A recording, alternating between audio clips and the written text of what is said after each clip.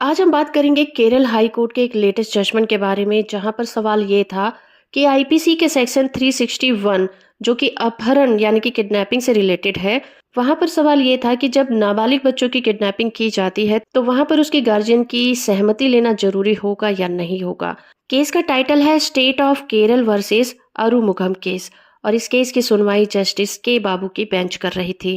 Justice के बाबू ने इस केस में इस बात पर जोर दिया कि किसी भी नाबालिग की सहमति की कोई वैल्यू नहीं है, क्योंकि वहां पर उसके जो गार्जियन होते हैं उनकी सहमति लेना जरूरी होता है, जो कि ये निर्धारित करता है कि वो काम अपराध के दायरे में आता है या फिर नहीं आता है। और आईपीसी के सेक्शन 361 को लागू होने के लिए ये भी जरूरी नहीं है कि अपराध को करने के लिए बल या फिर धोखाधड़ी का यूज किया गया हो, क्योंकि यहाँ पर आरोपी के द्वारा कोई रिक्वेस्ट की गई हो, किसी तरीके से बहलाया फुसलाया गया हो और नाबालिग अपनी मर्जी से अपने लीगल गार्जियन का घर छोड़ देता है, तो वहां पर भी आईपीसी की धारा 361 लागू हो जाती है। इस मामले में सेशन कोर्ट का एक आदेश जारी हुआ था। इसी आदेश के खिलाफ हाई कोर्ट सुनवाई कर रही थी।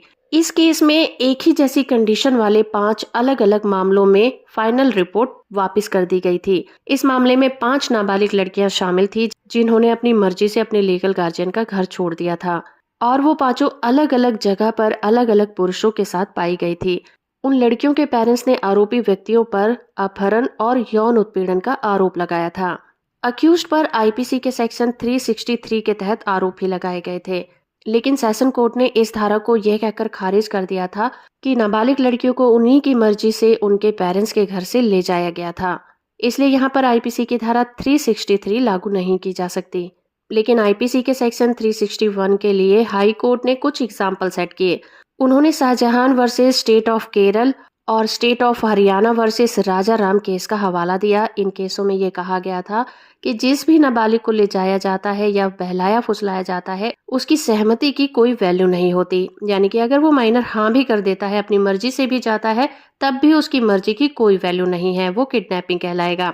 दूसरी बात यह कि अगर माइनर का लीगल गार्जियन अपनी सहमति दे देता है तो वहां पर अपराध नहीं बनेगा, तो वहां पर किडनैपिंग का अपराध नहीं बनेगा। तीसरी बात यह कि किडनैपिंग के लिए ये जरूरी नहीं है कि ले जाने के लिए फुसलाया गया हो या बल का या धोखाधड़ी का उपयोग किया गया हो। आरोपी व्यक्ति किसी तरह की रिक्वेस्ट करके भी नाबालिग को अपने कॉन्फिडेंस में लेकर भी उसकी मर्जी से उसके घर से ले जा सकता है, और वहां पर आईपीसी की धारा 361 लागू हो सकती है। इसलिए इस केस में हाई कोर्ट ने फाइनल रिपोर्ट के लौटाने के आदेश को रद्द कर दिया और सेशन कोर्ट को कानून के अनुसार अंतिम रिपोर्ट यानी कि फाइनल रिपोर्ट पर आगे बढ़ने के निर्देश दिए। जजमेंट की पीडीएफ कॉपी का लिंक आपको नीचे डिस्क्रिप्शन में मिल जाएगा। वीडियो इन्फॉर्मेटिव है तो आप इसे लाइक, शेयर और चैनल को सब्सक्राइब करना बिल्कुल मत भूलिएगा।